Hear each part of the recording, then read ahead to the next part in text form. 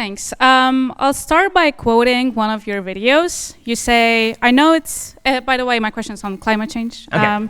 You say... Thank you for allowing me to prepare myself. So you're saying, I know it's hot outside. You know what I can do about it? Zero things. Thank God we have this thing called air conditioning. It's awesome. You know, it's a great cure when it's super duper hot being in a first world country. So I agree that as an individual, you actually have no power to mitigate global capitalism-induced ecological breakdown. Therefore, I'm curious about your views on structural government policies such as net zero strategies, especially having in mind that this year we saw devastating wildfires in North America and Australia, which is the first world, and that also sadly burned the houses with the said air conditioning. So when it comes to wildfires, first of all, a lot of controversy as to whether the extent of wildfires, which actually have not become more common over time, whether the extent of the damage of wildfires is driven by climate change or whether it's driven also by bad forestry policy. There's been a major issue in the state of California. There's a major issue in Montana where they had a major wildfire in the United States as well. When it comes to net zero policies, my big problem with net zero policies is that they are impracticable. This is my big problem. China is not signing on. India is not signing on. They're the two greatest polluters on planet Earth. For all the talk about the evils of global capitalism, it turns out that the giant communist state is the biggest polluter on Earth. China, by a large margin. It is not close. Okay, when it comes to other countries that are not first world countries, they have very little interest in whether or not they are emitting carbon, given the fact that many people are so poor they are burning dung for fuel. And it turns out that when you are attempting to survive past the age of 40, it's much higher priority for you to be able to survive using the resources at your disposal, including the single most effective and efficient source of energy on the planet, carbon-based fossil fuels. That is more important to you than whether it's going to warm incrementally over the course of the next 100 years. What human beings are good at and what human beings are bad at are two separate categories. Human beings are very, very bad at mitigation, and we are very, very good at adaptation. So we stink when it comes to, if we save a penny today, we'll save a pound tomorrow. Human beings suck at this. We're really bad at it, which is why everybody in Europe, everybody in America, 10 years from now, we're all going to be doing austerity because we're going to be forced into it because everybody's bad at this logic. But what human beings are very good at is adaptation, which is why human beings migrate, which is why human beings build new inventions and innovate. So if I'm going to invest resources, the things that I'm going to invest resources in are going to be not telling everybody they have to drive their car less, which is likely to be wildly unsuccessful. What I'm going to instead invest my money is in building better levees in New Orleans. So when the hurricane does hit, the entire town doesn't get flooded. Right? Building better infrastructure, mitigating the damage is where the money actually should be going and is going to be a lot more practical in both the near and the long term than attempting to, tell everybody that to turn their air conditioner to 75 or tell everybody that they can't drive their car as much. Meanwhile, half the globe is not on board with any of that, right? Half the globe doesn't care about that, and they're not going to care about that until, ironically, they reach first world standards via the power of capitalism. So my big problem with the climate change argument is not whether it's happening. I'm fully willing to accept anthropogenic climate change as a reality. My big problem is that the solutions that are being proposed for that are not in any way serious or practical. The only way that human beings have ever gotten out of problems of this sort is through innovation. And the real litmus test is who is willing to humor nuclear power. Right? That's the real litmus test. Many of the same people who are trying to push against mitigating factors on climate change are also pushing against nuclear power, which seems to me totally crazy. Thanks. A couple of fact-checking things. I actually graduated this year and now work as a climate economist. I did my dissertation on climate disasters, so actually there are multiple studies saying that wildfires and other climate disasters are caused by climate change, and their increase are definitely caused by climate change. Also, China emits much less CO2 per capita than US or Germany. Per capita. Oh yeah, but that still kind of matters. Well, no, what actually matters is the amount of carbon that's going in the air. That's what actually matters. Yeah, but then, who to blame when we are answering the question who to blame for CO2 emissions? America's carbon emissions have been going like this, and China's carbon emissions are going like this. So if I'm focusing on who is to blame, I'm probably going to try to focus on the people who are going like this, not the people who are going like this. Sure, go ahead. The last question, then, if I'm fine to answer. So your solution to climate change is adaptation, so more technologies, which is great. My question is, when it comes to actually developing countries that are bearing most of the cost of climate disasters and climate change, and they do not obviously have the money to implement all of those high-costing technologies that the developed world can, what would be a solution for them?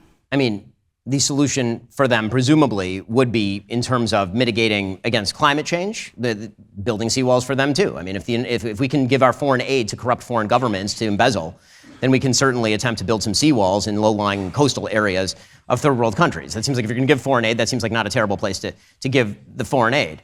But as far, I do reject the generalized argument that the first world owes it to the third world because of climate change, because the first world is the first world and the third world is the third world. I just fundamentally reject the idea that capitalism has been a process of exploitation of the third world and enrichment of the first world, when literally half the world's global poor disappeared because they are not global poor anymore by UN standards over the course of the last 50 years, thanks entirely to the magic of capitalism.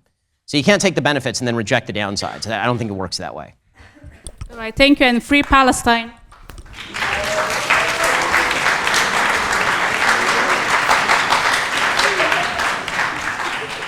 Which part? Really?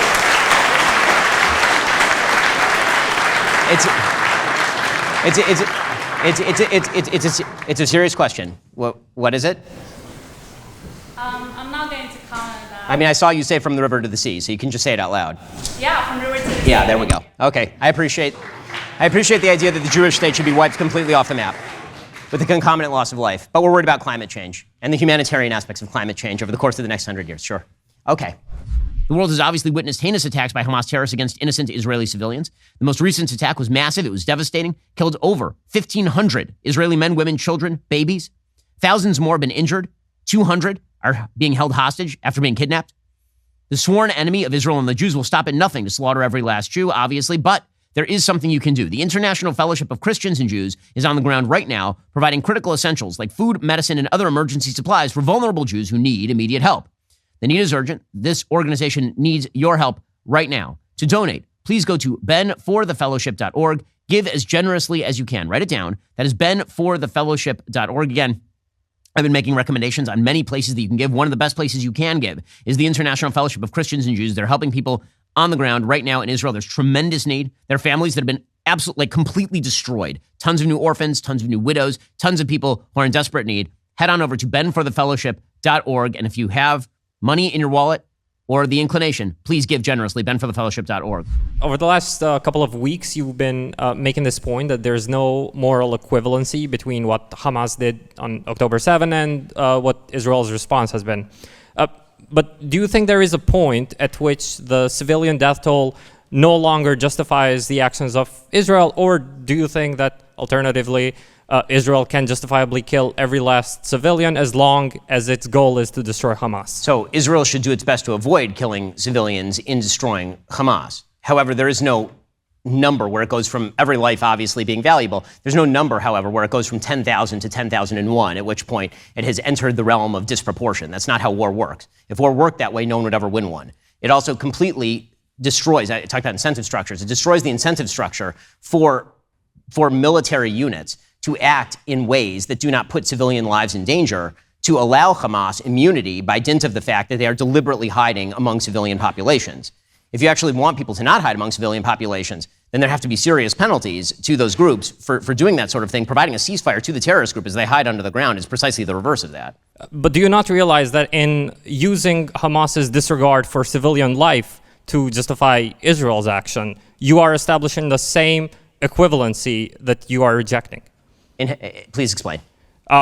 If you say that Hamas is hiding behind civilians, therefore we have a right to go after Hamas, despite the fact that we will get a lot of civilians in the way, you're using the fact that your enemy is evil to justify your own evil actions. No, I'm lamenting the fact that the enemy is evil. That's a different thing. I'm lamenting the fact that Hamas is hiding beneath civilians, and I'm suggesting that if Israel has to get done what it has to get done, that lies with Hamas. It's not, the death of civilians here is unjustifiable across the board, but is blameworthy on Hamas's part.